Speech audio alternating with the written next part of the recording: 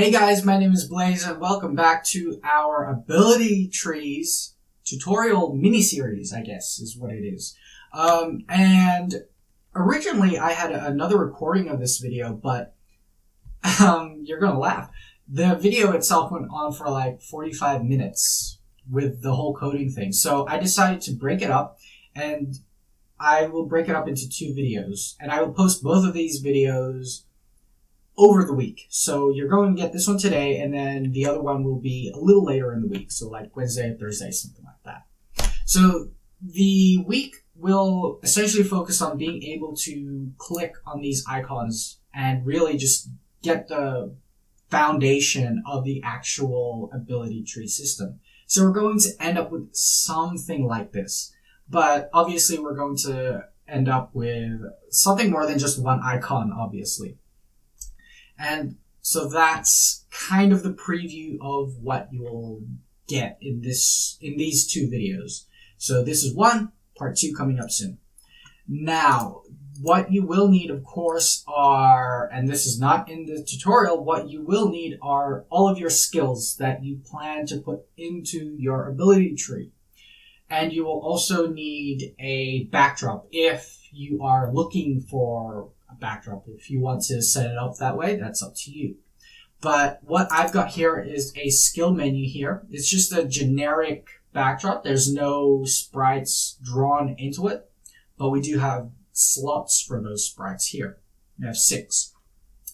And my collision, not my collision, but my origin is at the top left corner, so 0 and 0. I've decided to go with 0 and 0 when it comes to working in GUIs because I feel more comfortable with working with a 0-0 coordinate system rather than working from the center. And you have to do a little bit of extra calculations. So I prefer to work from 0. And then you also need all of your skill icons. Now, I've grabbed a set of skill icons that I found on the internet. And really, I'm just using them for demonstration purposes, obviously. And what you guys should be doing is making your own. So don't do what I'm doing, because this is just to show you guys what's going on. Now here, we have a whole bunch of different icons here. Since we're not animating them, it's pretty safe to just put all of your sprites or all of your skill icons into a single sprite. If you want to divide them by skill class or class type. So maybe you want all of the knight skills to be in one sprite with all these different sub-images. That's fine. That's cool too. You can do it that way. It's completely up to you how you set up your sub-images. Just know that since we're not animating them, it's pretty safe to actually just set it up like this. Now, we're not going to be doing too much because, like I said, I made a previous version of this. This is actually version 2 of that video. And I found that there's just too much content or too much to go through to be able to have you guys sort of absorb what I'm teaching you and learn from it and ask questions. So we're going to do things in bite-sized chunks.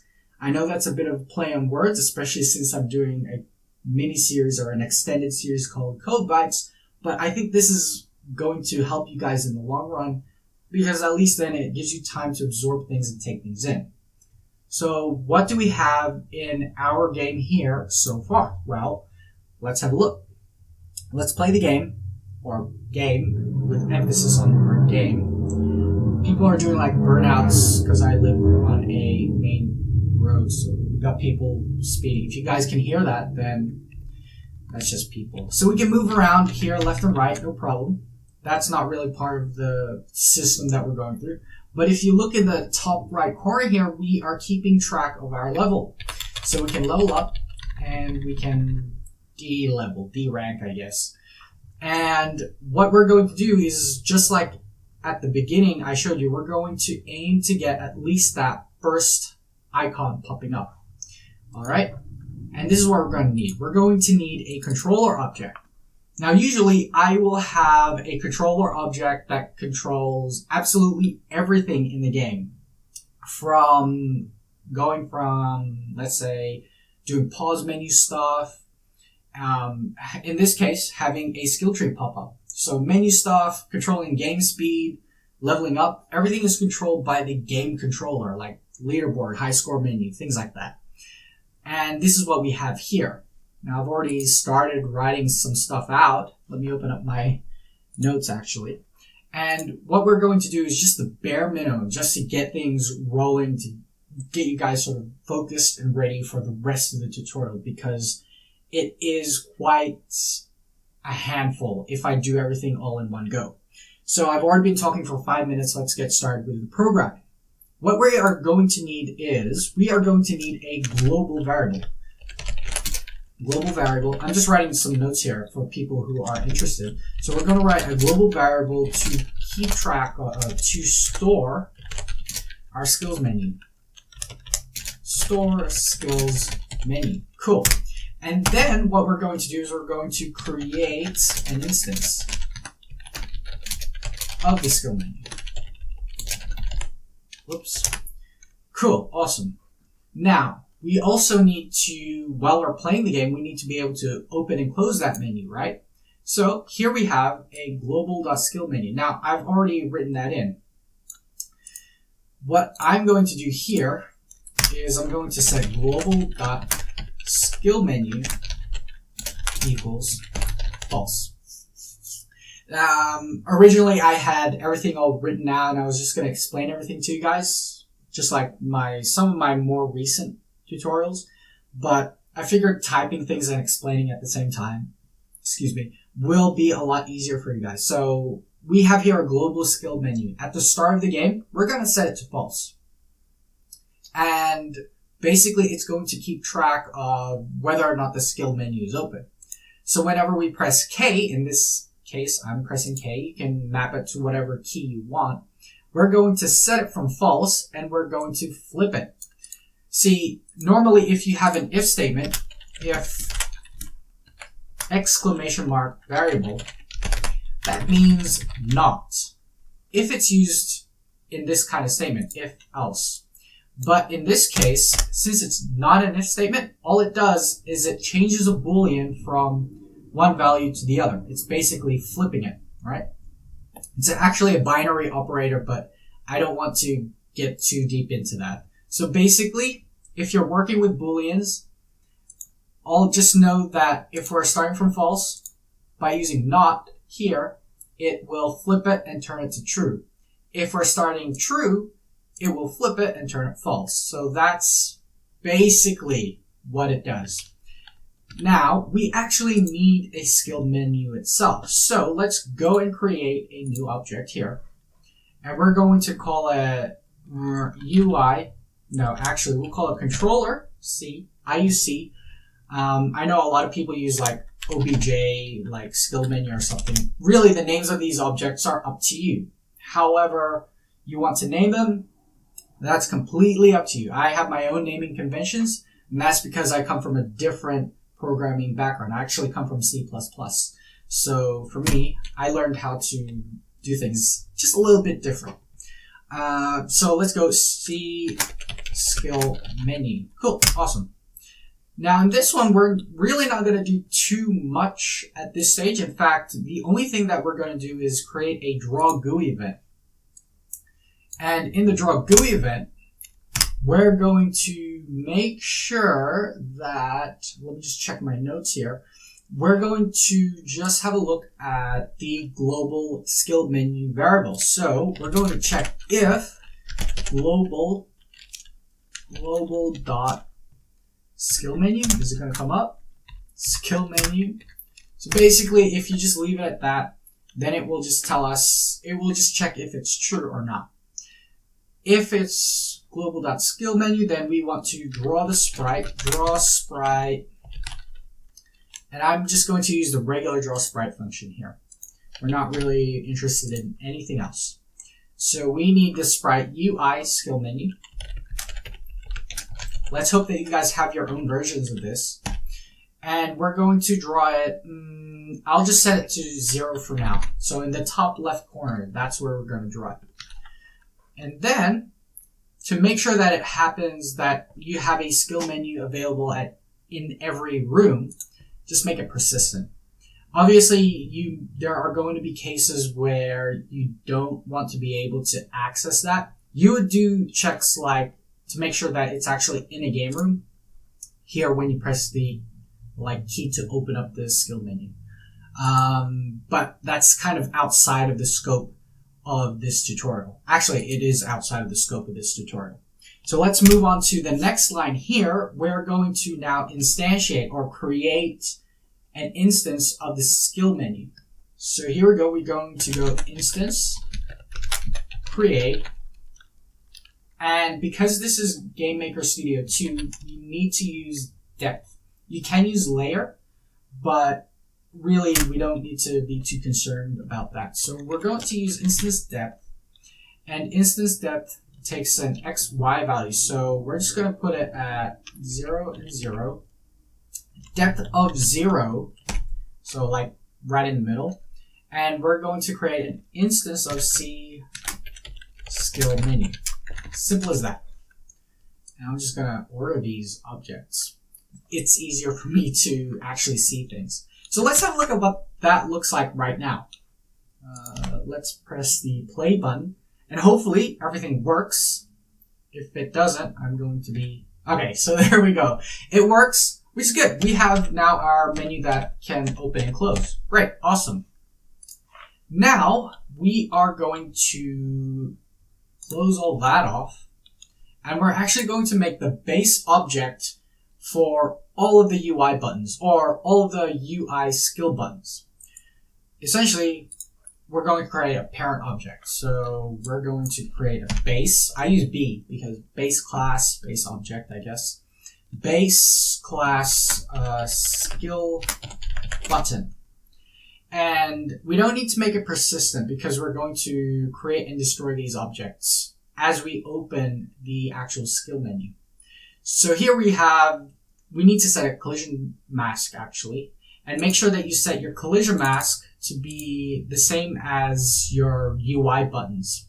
The reason why I tell you guys to do that is so that it makes it easier for actually clicking. You're not defining a new box or a new collision box or anything like that. It makes it easier. Alright, so we just want it for now to appear above the actual menu. And so we need to have a draw GUI. And all we're going to do now, actually, no, we're going to first have a create event because we need to create the actual object first. We're going to keep track of a few things. The first one is which UI sprite that we're going to be using. So, like I said, if you have several classes, like you have the mage class, the warrior class, and they each have their own separate skill sets, then this is where you would define which sprite that we're going to use. But since mine is pretty simple, I'm just going to call it UI skills. That's it. Nothing too special there. And then we're going to define the sub-image. Not lowercase I, but uppercase I. I think it's like, if you use the lowercase, I think that's an inbuilt function or variable. I'm not sure. I'm just used to starting all of my variables with capital letters. That's just how I do it. We're going to set a default image to 0. And then we're going to put in a function or a variable called learn. And this is not really important at this stage because we're not really doing anything in terms of functionality, but we're going to keep track of whether or not we've actually learned this particular skill or not. And then at the same time, we're going to learn this skill tier.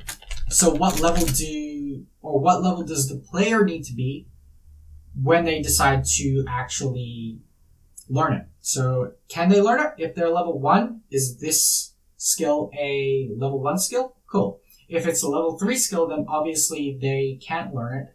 And so we need to prevent them from learning that. But we're going to make sure that we start at level 1, just to be safe. And then we're going to keep track of whether or not we're hovering the mouse over the actual icon.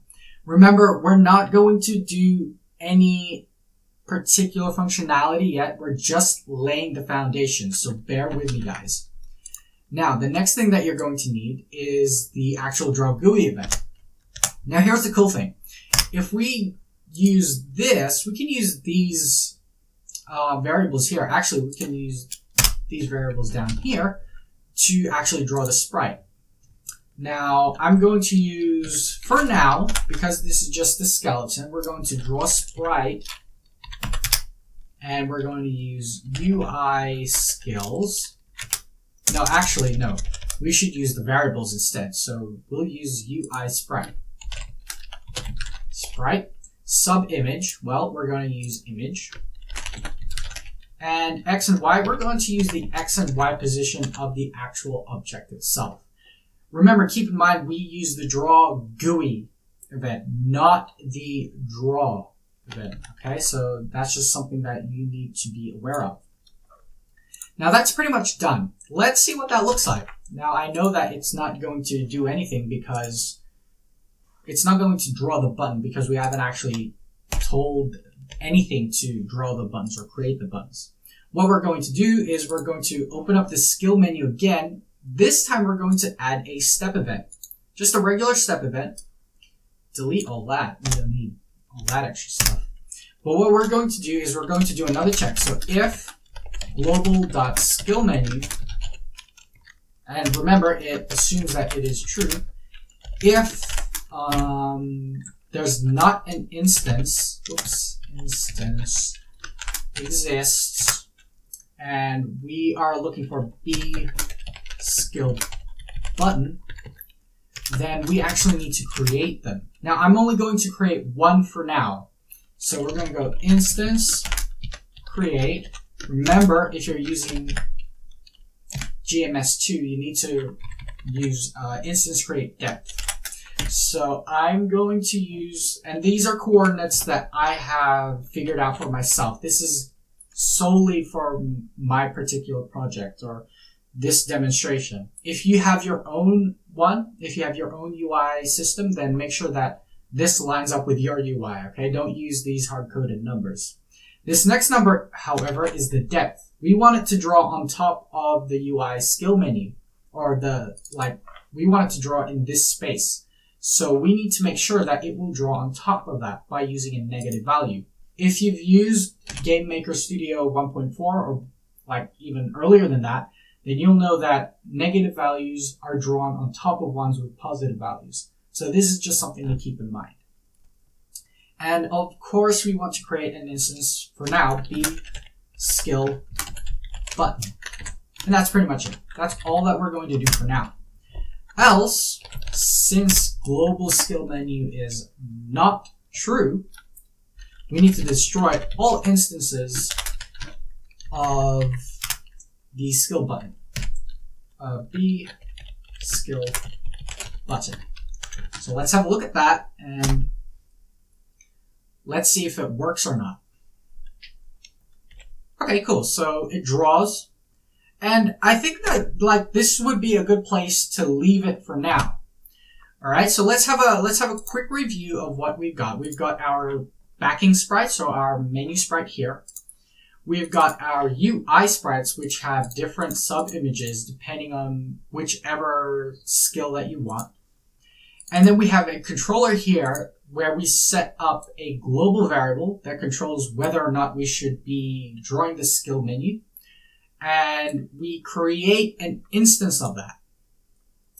And then whenever we press the key or whatever key you have mapped, we'll either create or open up the menu or close the menu, depending on which state it's in at the moment. In our skill menu, we have it in the step event. If it's true, then we are going to create all these buttons. If it's not, then all those buttons, those icon buttons, get destroyed. Here in the draw GUI event, we're just drawing the skill menu itself. So this empty backing, that's all that it does. And then in the actual skill button, that's where we do most of the work. The UI sprite variable takes care of which sprite we're going to draw. The image variable takes care of the sub-image that we're going to use.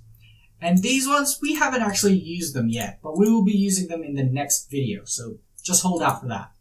And here, again, we're just drawing it using a very simple example. We are going to use the UI sprite variable that we set and then the image that was set there. This is important because all of the skill buttons that we will be using in the future, in the rest of this video series, will be a child object of this skill button here, this button object here. So hopefully you guys have learned something. Hopefully now you have a bit of a better understanding of how UI buttons work in GameMaker Studio. This applies to Studio One as well. If you have any questions or comments, then you can just leave them in the section below. Anyway, that's all from me, guys. The next upload will be later on in the week, and we will add more functionality to our UI skill tree. So hold out for that, guys. Thank you so much for watching, and I'll see you in the next video. All right, that's all from me. Bye.